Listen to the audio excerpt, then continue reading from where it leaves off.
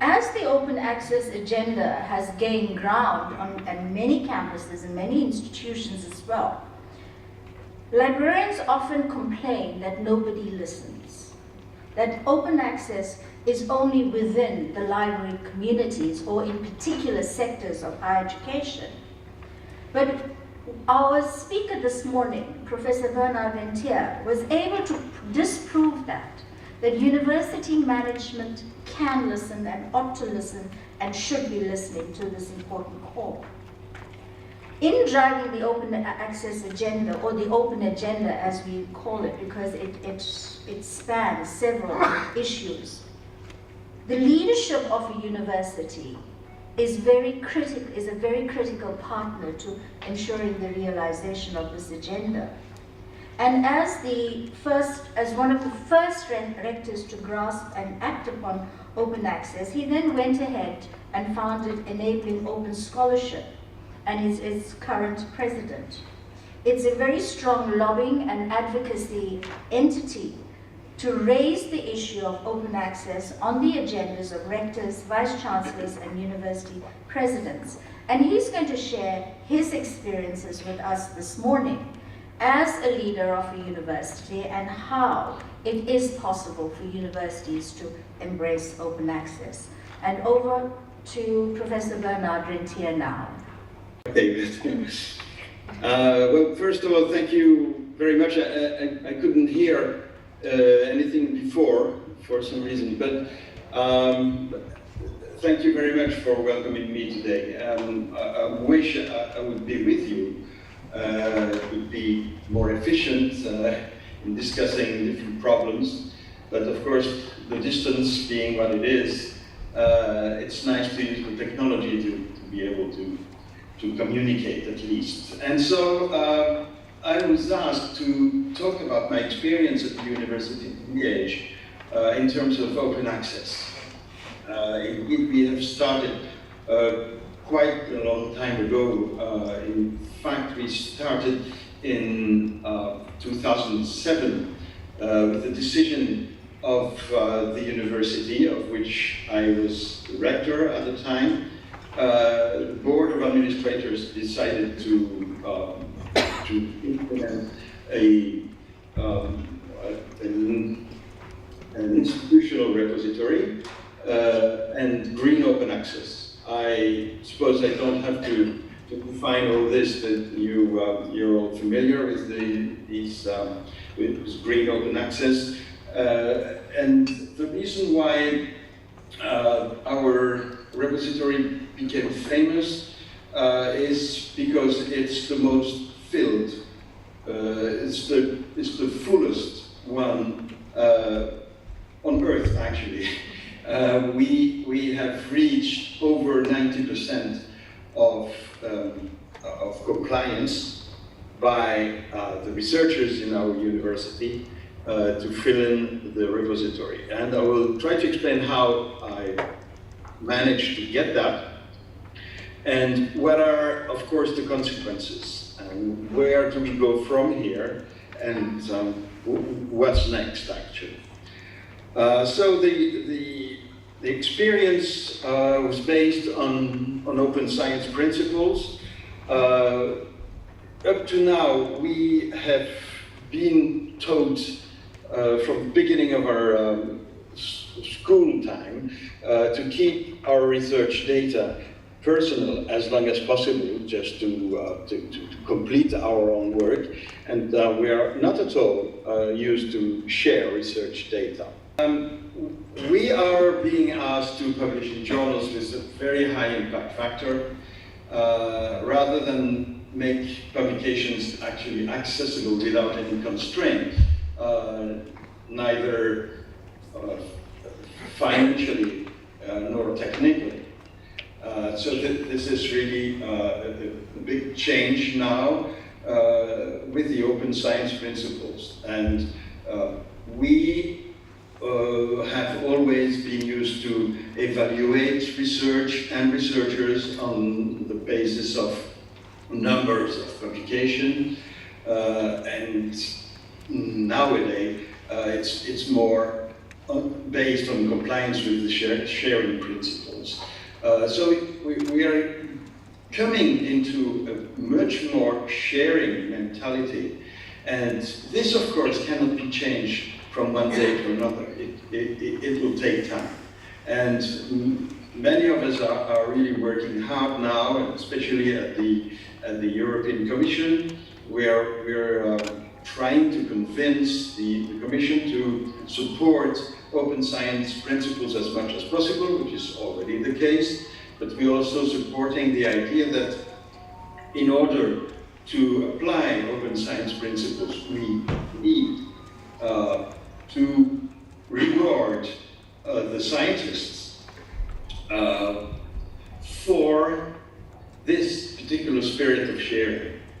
If we don't do that, then the old principles here on the left will remain the rule. And so if we want to go from the left side to the right side, we will have, of course, to work on many different areas at the same time.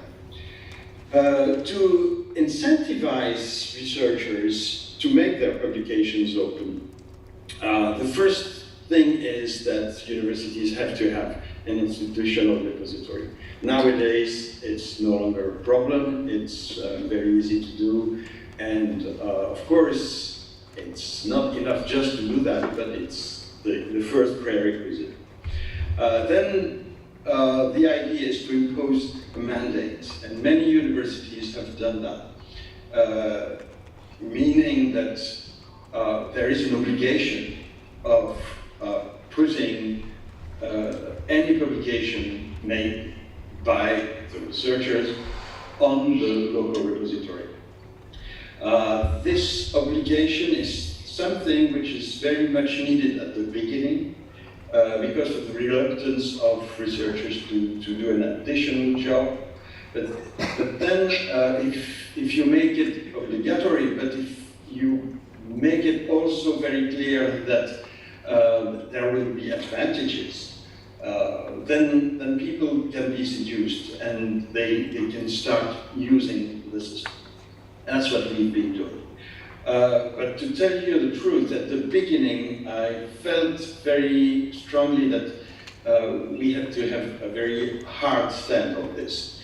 And so what we did is that we actually made sure that people would comply by saying this: if you don't put your papers in the repository of the university, then for any reason that we may have to look at your CV, we will pull out the publication list from the repository, where only full texts are accepted, and we will not look at any other document that you may give us. So, in other words, passing through the repository was an obligatory thing. Yeah. And this explained why things went very fast. And in about 2 years, we already filled the repository by about half of the recognized production of the university. So what we did with this mandate was to make sure that the articles, and we're only talking about articles, we're not talking about books here or chapters, those are not obligatory, but they may be there. That's the decision of the researcher, of course. But for articles in periodicals, it has to be from the official decision time on. So as soon as a university decides to do that, it must be implemented. Of course, it's better to go as way back as possible. Have full text.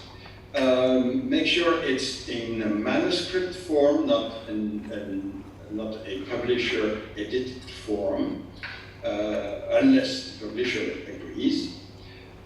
And it is the case for many publishers, not all, unfortunately, today. And we must respect the law by keeping an embargo as the contract foresees, and then release immediately after the embargo period expires. We have shown that if, as soon as you release something which is in the repository and only accessible on demand, when you make it completely free, the readership increases by 30 times. So it's absolutely spectacular the way things are being handled today. And this is because more and more scientists are actually running on the internet to look at their references, and if the access is not very easy, they just skip it and go to the next one. Maybe it's not a very good idea, but that's how people actually work more and more. And the young generation, which is the Facebook generation, is of course used to speed immediate answers and no delays. So it is very important to, if you want literature from your university to become very accessible and very visible, it's very important to make sure that everything is in the repository. Then you have to enforce the mandate. That's what we did by linking the deposits to the assessment procedures. And this is, of course, something which is very important at the beginning of the process. Later on, it's no longer so important. But of course, your new generations are coming in, and so it's very important to convince them. Now, to tell you how efficient this process is, let me just here compare what is happening in institutional repositories when there is no mandate or when there is a mandate. Now, what you see here is what's happening when there is no mandate.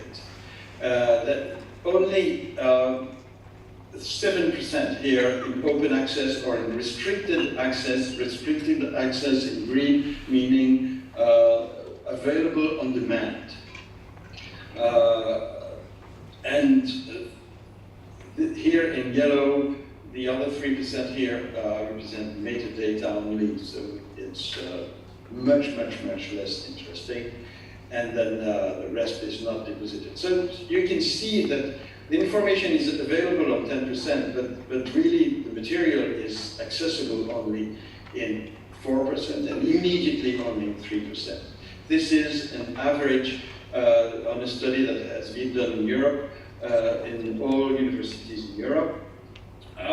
So this was a very large survey, and when checked, then you realize that this is the low result that you can get. If you impose a mandate, meaning it's mandatory to deposit, then you increase, of course, what is there. The open access, immediate open access rises from 14%, and then you have also restricted access and the metadata, even the metadata increase. But this is if you have a mandate, regular mandate. Now, if you go to a mandate like the one we have in Liège, things change because it's not only mandatory, but it's double-checked, verified, and it has some sort of sanction if it's not done. And then this is what you get. And so this is the situation in Liège. There are only 3 or 4 other universities in the world which are applying this. And you can see that the open access increases a lot, the restricted access also very much. But that means that here we have 87% of the literature produced by the university, which is actually accessible through the net.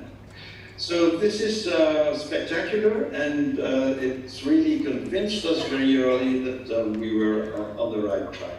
For some reason, it's not very widely used. Most universities are in the middle here, and a recent study in Europe shows that for the mandated, but not the Liège style, but just a mandate saying to people, you must, but if you just say you must, but there is nothing behind, then of course the result is weak, and we're ranging from 15 to 25% with an average at 17. Okay, so this is certainly a clear demonstration.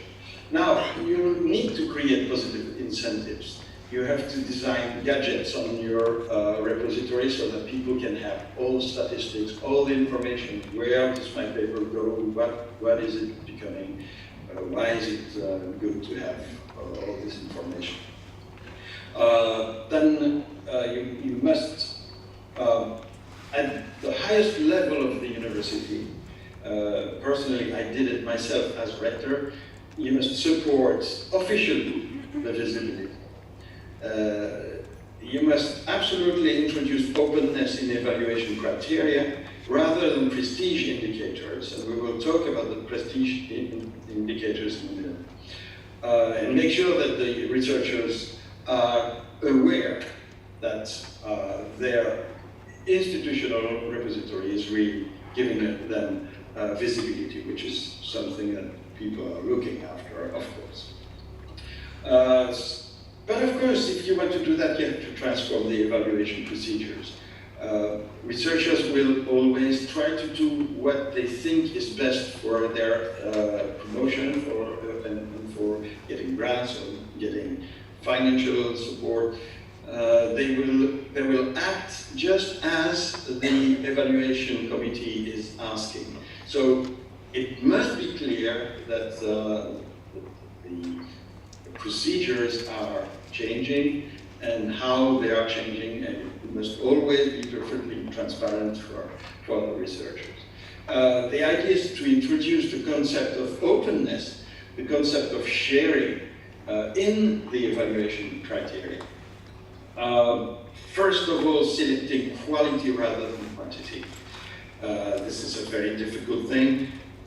Human nature makes it very necessary to quantify quality, which is impossible or wrong.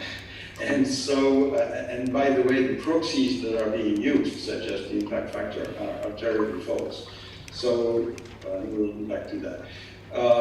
The best thing is to ask people for their 3 or 4 or 5 best choice of papers, representing their career, because then they make an effort to focus on papers that are really significant and not numerous.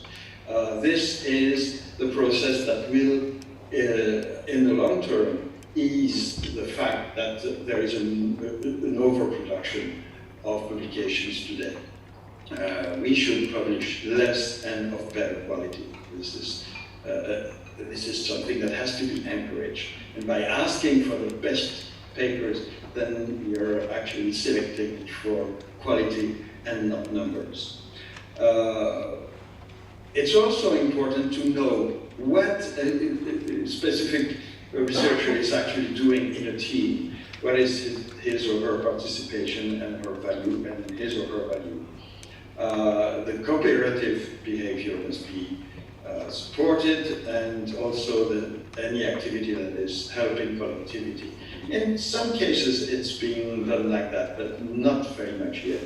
We're still focused on number of papers and cumulative impact factors. So open source software should also be promoted within the open science concept, and the data, the open research data are also very important. but I will skip that now. So if you're doing research, then there are assessment procedures which lead to recognition of quality, and then this is rewarded in some way, which is increasing the motivation, and then this is benefiting to research, of course. Motivation is always linked to recognition and to some form of reward. And reward is based on the judgment of a few people who must be well selected.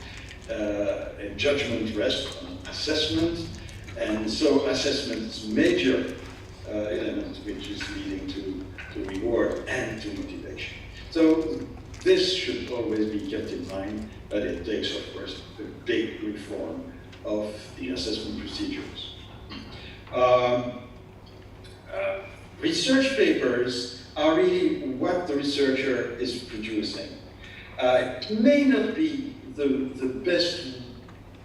best production in terms of research in the future, because publications have been invented 300 years ago and they have not evolved very much.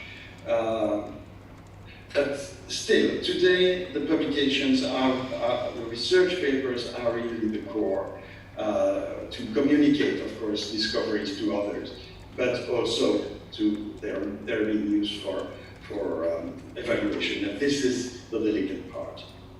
And few things have changed, and today we don't see a spectacular change in the way people are actually publishing their research, while there are many tools now available for them to make that much more flexible and much more evolving. Now we're talking about liquid publications with different versions that are changing, that are evolving, and I'm sure that within a few years, the whole spectrum of scientific communication will be completely changed. At least I hope it will, because it's very useful to make use of what is available. Today, the publication as it is doesn't serve the need of scientists very well. And probably the worst criticism we can make is the fact that very few people read papers. And researchers write papers, and after we really have to question who's reading them, except for the researcher, him or herself, and his or her own. So the evaluation is using the wrong criteria today. The metrics are being built to, as I said earlier, to quantify quality. So the number of articles is generating overproduction. The impact factor is the gold standard, but it's a terrible thing. Citations are better, but they can be fraudulent. They can be, there are auto citations or citations within groups, within teams, within clubs, or whatever you might call it. And this is the description of what's actually happening with the impact factor. The impact factor of the journal Nature in 2014 was 41.4, meaning that during the 2 previous years, 12 and 13, each article was on average cited 41.4 times. In fact, when you look at articles, you can see here, so in 2012 and 2013, there were close to 2,000 articles. If you take each of the articles and see how many times it's been cited, you can see that there's one article here which has collected close to 1,000. It's 930 citations during the year 14. It's spectacular, of course, and this is certainly something very important. And there are a few like these. Actually, on this top list, you have 14 of them. And then the trouble is that, the trouble is that if you take 41.4, which is somewhere here, there are, of course, a very, very, very large number of articles that are not cited that much. And there's even a tail here where articles are not cited at all, or once or twice. And if you grant an author for an article with 41 points of Nature, which are actually deserved by these articles, you are actually giving these articles and their authors a credit that they don't really deserve. Their merit is to have been able to enter into Nature, but other than that, maybe they're very good papers, and maybe they will have success in a year or 2 or 10. But still, calculating this way is very largely overweighing all this tail here. So this has been described by other people than us with a slightly different way to put it, but it's still the same thing. It's the number of papers which are cited how many times. And so there are very, very few that are cited over here it's 38.1 because it changes from one year to another. But this group here worked on Nature with 38.1 impact factor, and you can see that there are not very many. And all these are benefiting from the success of these ones, and particularly these. If you do that with science, it's the same thing. If you do that with PLOS ONE, it's the same thing, although it doesn't look like it is, because it's much more skewed here, but it's a very skewed graph anyway, and the majority is below the line. So in fact, it's true for every journal you can think of. And here is a whole list of journals that have been tracked, and you can see that in any case, the big load is at a lower citation numbers. So there is a spectacular overweighing of the papers because the impact factor is calculated this way. Now, in addition, you can see that the reviews, the journals with the highest impact factor are also those with the highest retraction index, which is, of course, perhaps, I must say, linked to their popularity. Maybe people read more articles in Nature than in some more specialized journals, but still, there is, of course, a very big trend to publish in very high prestige journals, and this may induce researchers to go a little bit fast when they are actually trying to publish, and sometimes they have to come back to their data and retract their paper afterwards. So there are many perverse effects of the current system. So it's a bad idea to base an evaluation procedure on quantitative metrics. Personally, I think metrics should be banned altogether. This is not the opinion of everybody else, but I think that going to an extreme will certainly push us to forget about quantitative data. Overproduction, too many articles, sliced up, there is a tendency to duplicate, to publish several times the same thing in different journals. There's also room for plagiarism and falsification.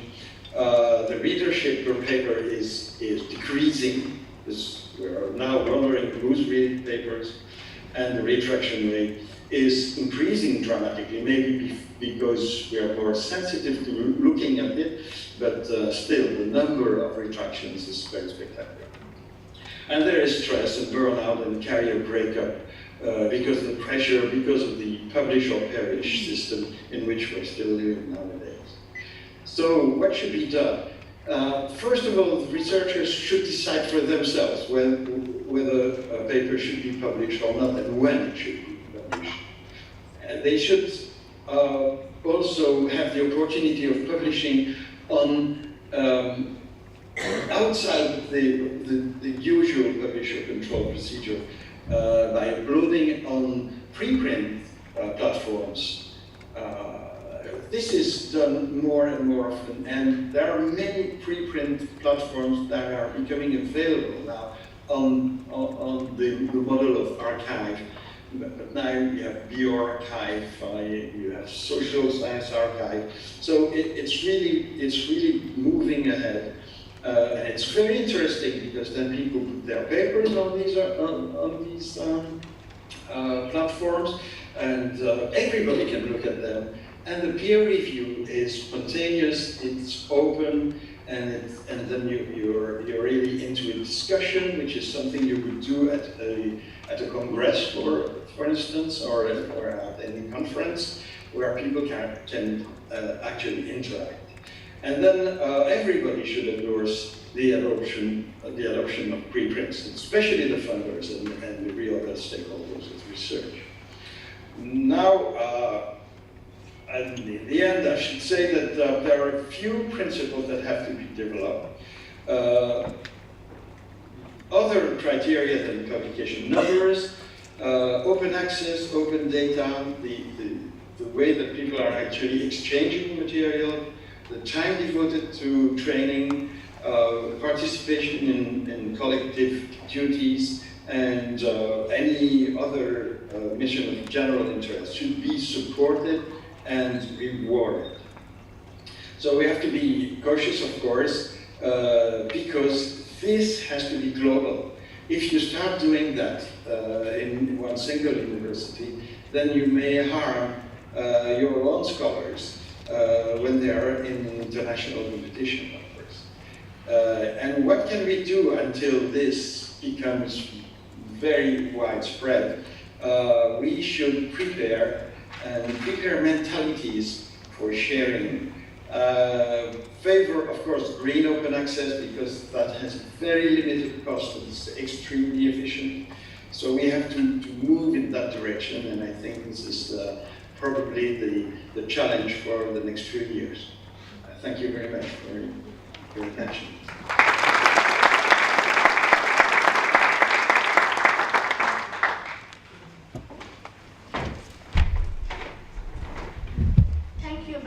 For that. I'm going to open the floor for questions or comments from the delegates.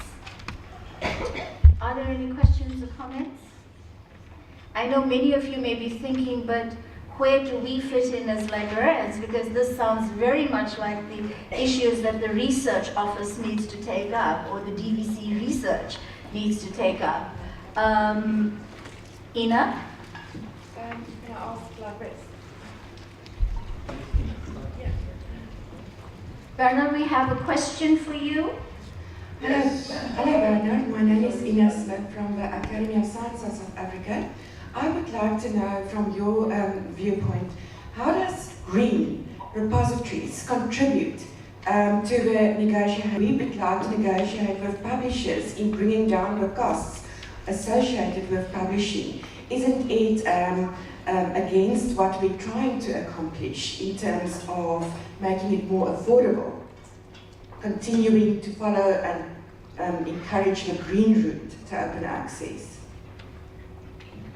I'm not sure I got really very well because there is an echo, and what is what is against what we are all trying to do? Okay, by continuing negotiating for second copies of articles being deposited in repositories following the green route, how does that help us in negotiating more affordable access to subscription-based databases? Yes, I understand the question. Well, I'm much more radical than that. I think that I'm very, very much against any negotiation. Every time we're trying to negotiate, even at country level, with the publishers, I'm talking mostly about the big five. We realized that when they let go on one side, they of course try to get it back on the other side. So the negotiations are always extremely frustrating. The message I'm trying to convey, but it's of course a very difficult message, is that we should completely change the system. We should no longer be dependent on publishing houses. We have all the strength within the scientific community to avoid that. We are doing the work, we are writing it, we are even typing it now. It just has to be put in form, that's all that's left to do. The peer reviewing, we're actually doing it because it's not the publishers who are reviewing, it's peers. And we are the readers. So I think what open access has achieved so far is to open a reasonably large window of access. It's so much in the sense of history that the publishers are agreeing with that now, and now they're trying to get us to pay to publish, which is even worse. And so now we have access to a very, very, very large range of articles. As you know, there are even pirates who've made everything available. So now it's no longer such a big problem to have access to information.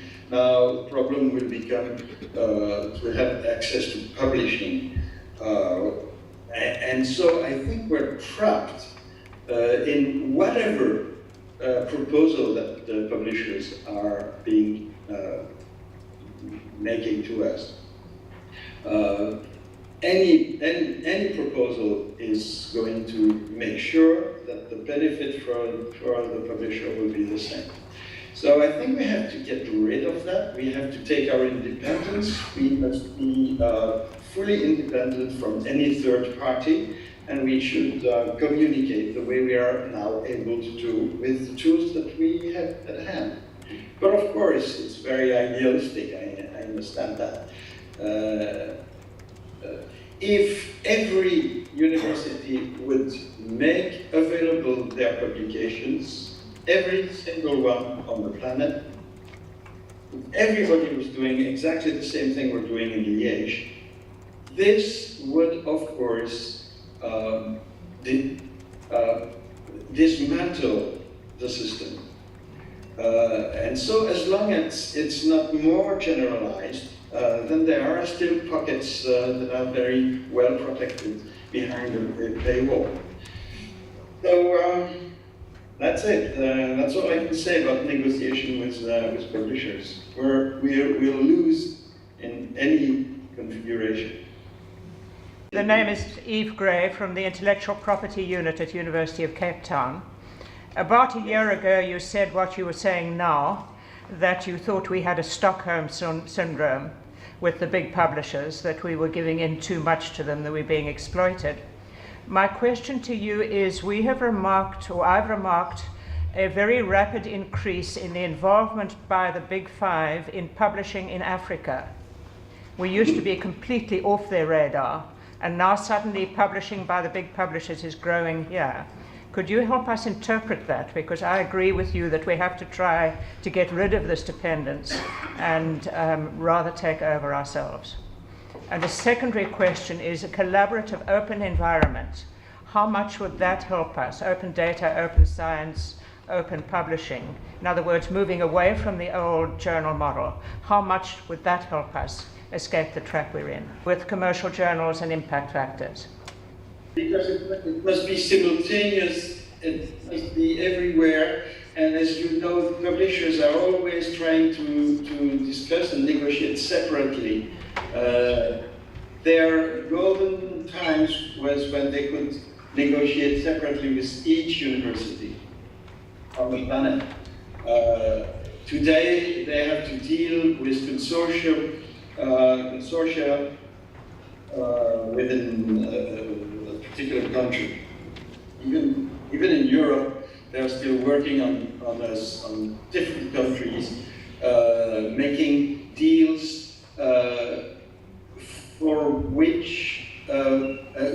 making deals which cannot be revealed. So there is a non-disclosure agreement paragraph that you have to sign.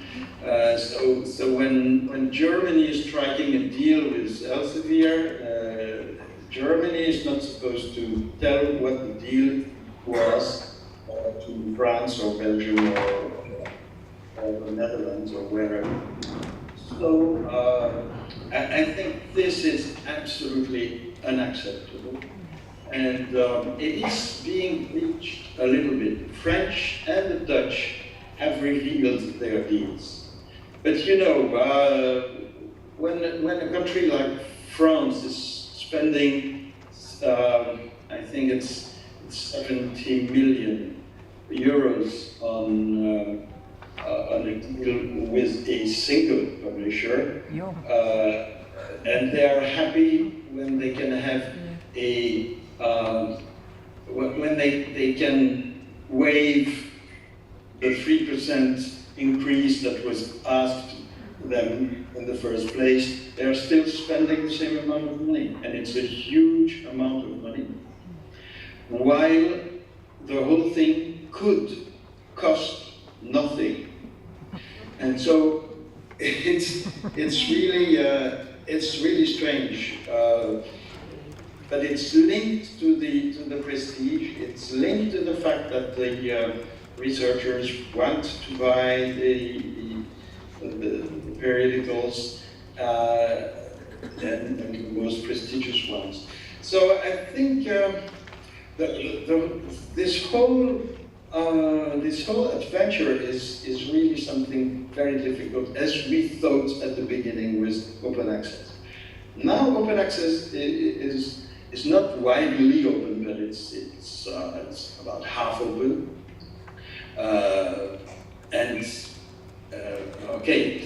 It shows that when a movement is actually really taking on, it can achieve some results. But we still have a long distance to go. Thank you, Professor Barnard, for the presentation which advocates for a mind shift in promoting open access research. I'm interested in the conceptualization of promoting open source software for incentivizing researchers. Please tell us or give us some of your examples you explored and how this has worked. This is totally, it's a new area for South African researchers, and I do understand it's a mind shift in which we have to advocate for open source. Yeah. Yes, indeed, it's very important. If we want science to be open, there should be no black box anywhere on the path, from the very beginning of an experiment to the final communication of results. There should be everything should be absolutely transparent. So we should have access to material and methods, as we have always done, but we should also have access to data so that they can be verified. so that they can be reproduced, so that they can be reused, which is very important for the progression of science. But if we do that without having open source, open software, then you have softwares where you can see what enters and you can see what gets out, but you don't know exactly what happened in the black box. And so this is really against the whole concept of opening up science.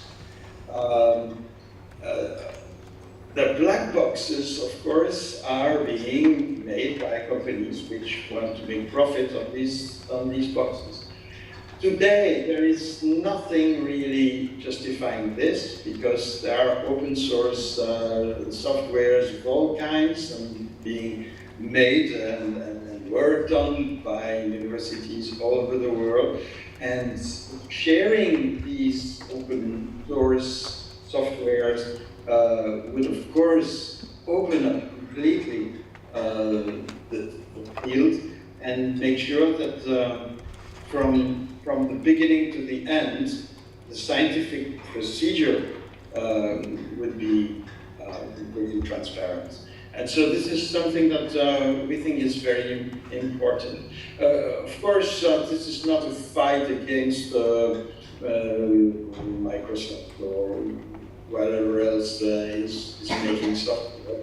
We're really more talking here about scientific softwares that allow calculations, algorithms, and so on. When you look at the Google black box, even the Google Scholar black box, it's frightening. And I have an anecdote about that. We had a sudden drop in 2014. We had a sudden drop in the number of downloads from our repository, which was completely unexplainable. We looked in detail and we found out that the drop was in the category that was sent to us by Google Scholar. And so we had a discussion with Google. They admitted that they had changed their algorithm just at the same time, and that would explain why our readership dropped so abruptly. And actually, they promised to fix it, and they almost overfixed it, because we recovered our readership multiplied by 3. So in other words, just by manipulating the algorithm, which is of course in the black box, they could help us. And we were very happy, but it's also frightening, because it means they have a complete handle on the way the results are being expressed at the outset. So, in other words, you could have, people can, if they work with black boxes, they can manipulate what's inside in such a way that the results are not the ones that should come out. So this is really something very important, why we're fighting for open source. All right, thank you very much, colleagues, and thank you very much, Professor Rentier, for those valuable suggestions and observations. With your permission, we will be uploading your presentation onto our conference program hereafter. And should there be any further questions, I hope you wouldn't mind entertaining them via email. Sure, it's a Okay. pleasure. Thank you. Very good. Thank you.